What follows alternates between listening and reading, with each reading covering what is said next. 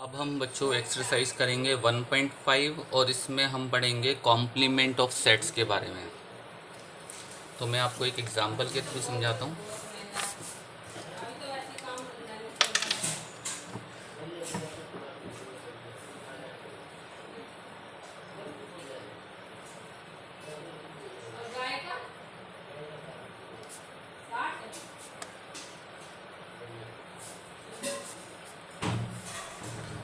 हम इसमें एक यूनिवर्सल सेट दिया होगा क्वेश्चन में। सपोज इसके एलिमेंट्स है 3, 4, 5, 6, 7, 8, 9 तक ले लेते हैं हम। तो कॉम्प्लीमेंट में जैसे आपको एक सेट दिया हुआ है जिसके एलिमेंट्स हैं, चलो 2 ले लेते हैं, 4, 6 एंड 8। कॉम्प्लीमेंट के लिए हम ऐसे डैश का साइन यूज़ करते हैं। ए पे डैश लगाते हैं तो इसको रीड करते हैं सेट्स में हम कॉम्प्लीमेंट ऑफ ए। तो जब भी किसी भी सेट का कॉम्प्लीमेंट निकालते हैं तो यूनिवर्सल सेट में से 2, 4, 6, 8 छोड़ के बाकी सारे लिख लेते हैं। तो कॉम्प्लीमेंट ऑफ ए को हम नॉट ए भी बोलते हैं। तो ए ना हो तो ए के अलावा बाकी सारे एलिमेंट्स ले लो, लेकिन होंगे यूनिवर्सल सेट में से, इससे बाहर नहीं होने चाहिए। तो आप इस तरह से कॉम्प्लीमेंट ऑफ ए निकाल सकते हैं।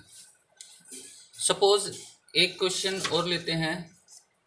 सपोज मुझे कॉम्प्लीमेंट का भी कॉम्प्लीमेंट निकालना है, इसी से समझा देता हूँ मैं आपको सारे क्वेश्चन। तो 1, 3, 5, 7, 9 इसमें से मत लो तो क्या बचे, 2, 4, 6, 8, यानी कि वापसी ए ही आ गया। तो कॉम्प्लीमेंट का कॉम्प्लीमेंट निकालते हैं तो सेम वही सेट वापस आ जाता है। ओके, मान लो हमें बी सेट गिवन है। बी के एलिमेंट ले लेते हैं 1, 2, 3, 4 एंड 5 तक ले लेता हूँ। चलो मैं, तो अगर हमें ए यूनियन बी निकालना हो तो क्या बन जाएंगे, ए और बी को जोड़ दो आपस में, 1, 2, 3, 4, 5, 6, 8 भी आ जाएगा। 1, 2, 3, 4, 5, 6 एंड 8। और अगर आपसे पूछा जाए find A union B complement, तो ये भी निकल जाएगा। ये सारे छोड़ दो, 7 बच गया और 9 बच गया।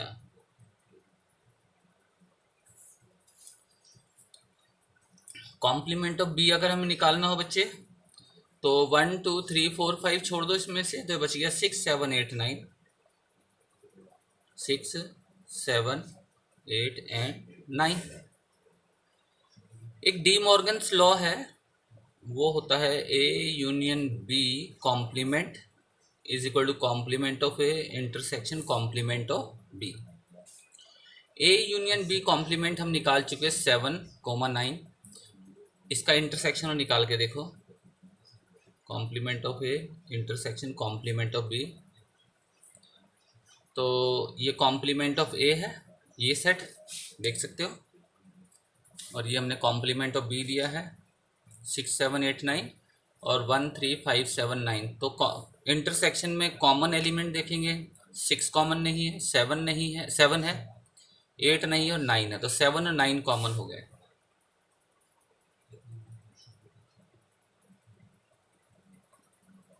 तो आप देख सकते हो जो रिजल्ट इसका आया वही इसका आया, तो ये वेरीफाई हो गया है। ठीक है, ये प्रूव हो जाएगा। ये वाला स्टेप आप यहाँ लिख देना, फिर ये लिख देना हेंस प्रूव। सेम एक फॉर्मूला और है, वो भी इससे वेरीफाई हो जाएगा। A intersection B complement, complement of A union complement of B. इसको भी आप वेरीफाई कर सकते हैं, बुक में पूछे गए हैं क्वेश्चन में। ये क्वेश्चन नंबर 4 है। ठीक है, 4 तक आप कर लेना। फिफ्थ में हमें वेन डायग्राम बनाना सीखना है। क्वेश्चन नंबर 5 बता रहा हूँ। इसमें हम सीखेंगे वेन डायग्राम बनाने।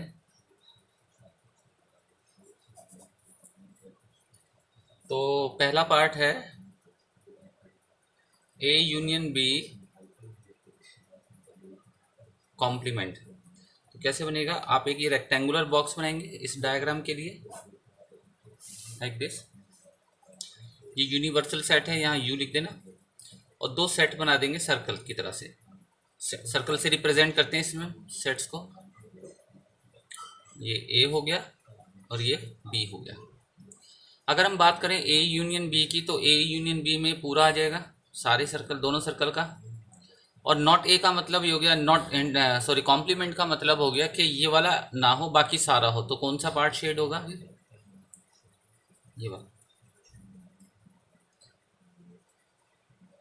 ये वाला शेड कर लेना अच्छे से पेंसिल से, सुंदर सा लगेगा। बस ये सर्कल्स मत करना। और अगर मैं यहाँ कॉम्प्लीमेंट हटा दूँ, सिर्फ ए यूनियन बी लूँ, तो ये सर्कल शेड हो जाएंगे। बस ऐसे डायग्राम बना के आपको शेड करके दिखाना है।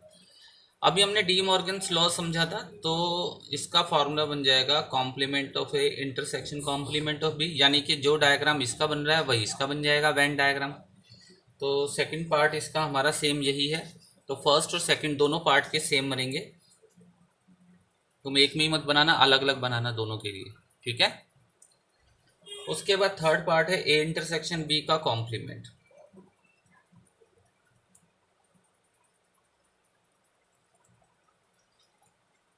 इसके लिए भी आप ऐसे यूनिवर्सल सेट बनाएंगे रेक्टेंगुलर बॉक्स की तरह से। पेंसिल इसके लिए यूज करना, ये तो मैं रफ से ही बना रहा हूँ।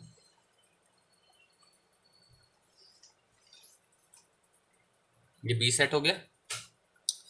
अगर यहाँ कॉम्प्लीमेंट नहीं होता, सिर्फ ए इंटरसेक्शन बी होता, तो हमारा ये वाला पार्ट शेड होता। क्योंकि कॉम्प्लीमेंट है तो ये वाला छोड़ दो, बाकी सारा शेड हो जाएगा। बहुत आसान है पता लगाना। बाकी सारा शेड कर देना बच्चे कुछ इस तरह से, बस ये वाला इससे छोड़ देना, ठीक है। और डी मॉर्गन्स लॉ में इसका फॉर्मूला हमने पढ़ा था complement of A union complement of B. तो फोर्थ पार्ट में आपको इसका वेन डायग्राम बनाना है, तो सेम यही बनेगा फोर्थ में भी। तो जो थर्ड का बनेगा वही फोर्थ का बनेगा। तो चारों पार्ट के अलग अलग वेन डायग्राम बनाने हैं आपने अपनी कॉपी के अंदर, ठीक है। क्वेश्चन नंबर 6 और 7 आप खुद ट्राई करना। कोई डाउट होता है तो नेक्स्ट क्लास में डिस्कस कर सकते हैं।